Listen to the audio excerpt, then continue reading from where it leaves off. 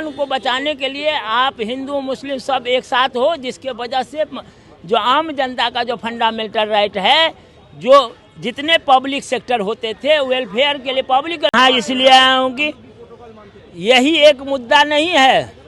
हम इन लोग को भी समझाना चाहे, यहाँ के लोग से मदद लेना चाहे, और आप हमारी मदद करो, हम आपकी मदद करेंगे। मदद क्या करने के लिए? जो व्यवस्था जो खराब हो गया, संविधान जो भूल गया है मोदी सरकार, पहले उसको संविधान याद दिलाओ। इसीलिए पहले तो संविधान को जो समुद्र में डुबा दिया है, पहले उसको खोजो कि संविधान को पढ़ता भी है कि नहीं।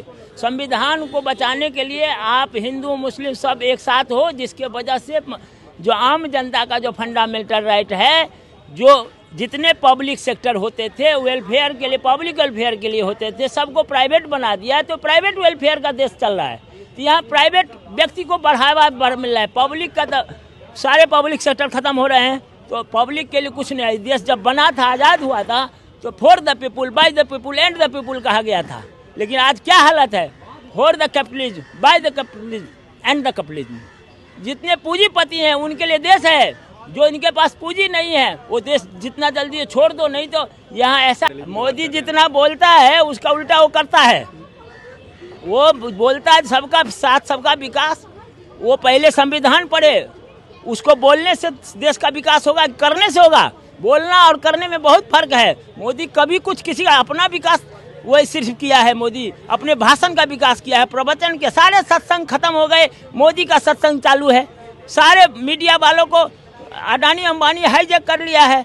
लोग मोदी मीडिया बोलते हैं, नहीं ये पूंजीपति हाईजैक करके, जैसे साबुन सर्फ का प्रचार रोज देखते हैं, वैसे सरकार की प्रचार की जाती है, जनता को बरगलाया जाता है। ये हम देख रहे हैं लगभग 11-12 साल से। हम ये किसी के मामले में दखल देना, किसी की पर्सनल मामले में दखल देना, उसके धार्मिक मामले को दखल देना, जो फंडामेंटल राइट के तहत नहीं आता है, ये आज इसमें दखल दे, कल मंदिर में दखल देंगे, कल गुरुद्वारों में दखल देंगे। समझ गए? आपको यदि यही करना है, देश को सुधारना है, प्राइवेट सेक्टर है, सबको सेंट्रलाइज कीजिए, सबको सेंट्रलाइज कीजिए, सारे स्कूल को सेंट्रलाइज कीजिए, सारे हेल्थ सेंटर को सेंट्रलाइज कीजिए, और देखिए तुरंत बहाली शुरू होगा, तुरंत जॉब होगी, नौकरी होगा, रोजगार होगा।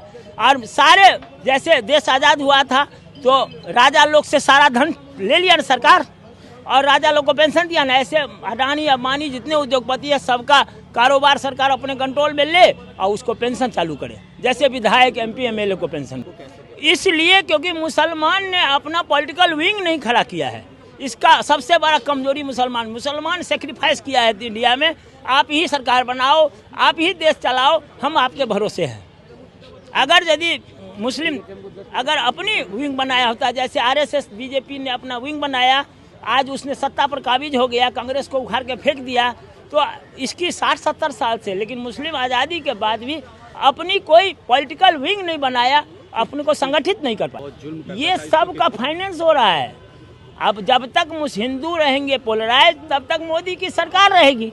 हिंदू पोलराइज कैसे रहेंगे? उनके भावना के साथ खेलेंगे, उन्हें डर दिखाएंगे। देखिए सारे सियासतदान हमें डरा रहे हैं, इसी डर को निकालना है। इसके लिए इन सियासतदान को ही उखाड़ के फेंकना है। जन आंदोलन की जरूरी है, छोटा मोटा आंदोलन नहीं। कभी हिजाब के लिए आंदोलन, ये सब आंदोलन से कुछ होने वाला नहीं है। 80% जनता जो घर में बैठा बेरोजगार है, वो रोड पर उतरे और बस परिवर्तन करे। 75 वर्ष कम नहीं हुआ आज़ादी का, फिर से आज़ाद करे देश को।